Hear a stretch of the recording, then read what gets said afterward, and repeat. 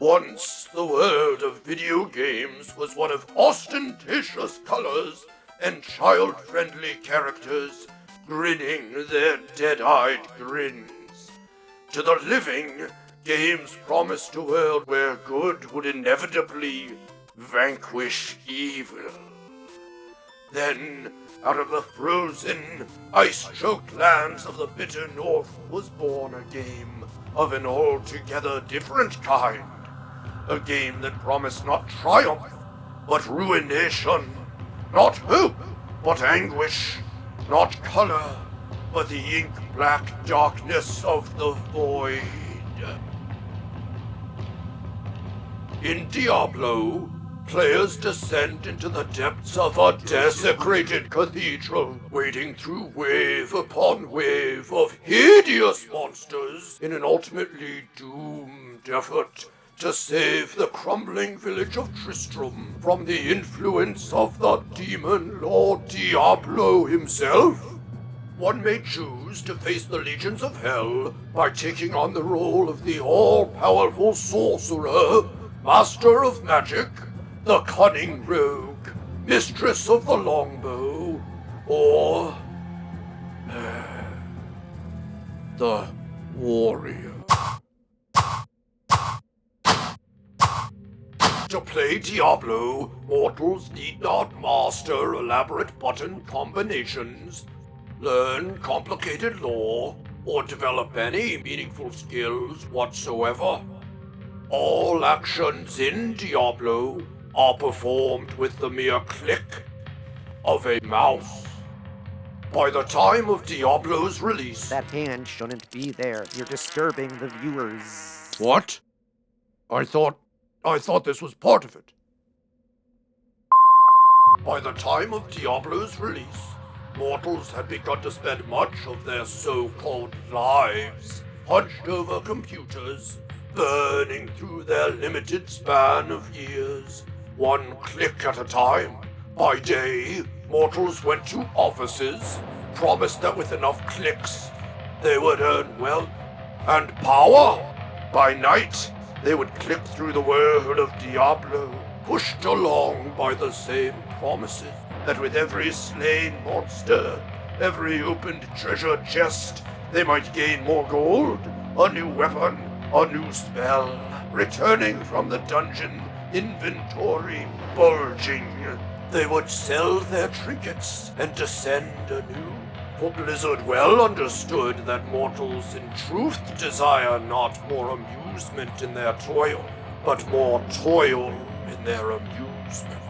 And so, as night bled into day, into week, into month, into year, so their lives bled away from them, click by mindless click.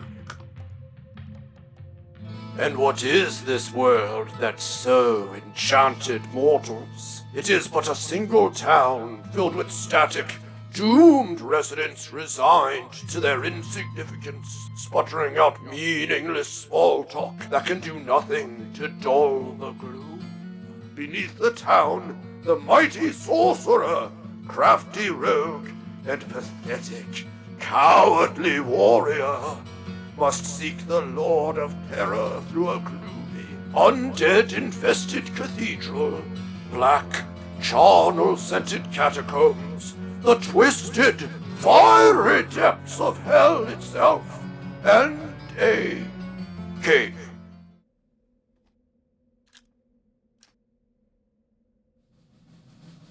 Though the rogue has her occasional uses, there is no question which class is superior. With the power of sorcery, the denizens of hell are snuffed out as easily as a cat. Are snuffed out as easily as a candle. When players finally conquer Diablo, they will find that they are consumed by his evil all the same. So much for heroism. So much for sacrifice. while the sorcerer and rogue manage to at least suffer their fates with dignity, the despicable warrior dies as uselessly as he lived, his cold, rotting fingers enmeshed around the hilt of the blade in which he falsely placed his hopes, foolishly believing that mortal arms could thwack evil into submission. Gorganks, attempt to thwack me with this sword. I don't see how there's a need to thwack. An illustrative example will create a more compelling video. So you're asking me to just walk up to you with the sword? You see, that proves the assertion visually. It creates a more dynamic experience for the viewer. Diablo continues to spawn sequels. Please do not lie on the floor during filming. It's unprofessional. While Diablo continues to spawn sequels, they too often allow the shadow of hope to blot out the original game's despair. Only the first game holds up a mirror to the fate. What? No, I cannot hear you. It sounds as if your microphone was burned. Somehow. Talk about multiple players. Does this game feature multiple players?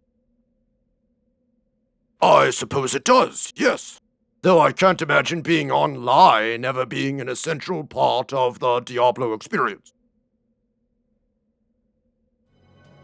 The original Diablo holds up a mirror to the face of mortal players, showing the utter failure of good, the unstoppable glory of evil, showing them that they would trade away all the days of their lives for little more than the promise of a few more clicks.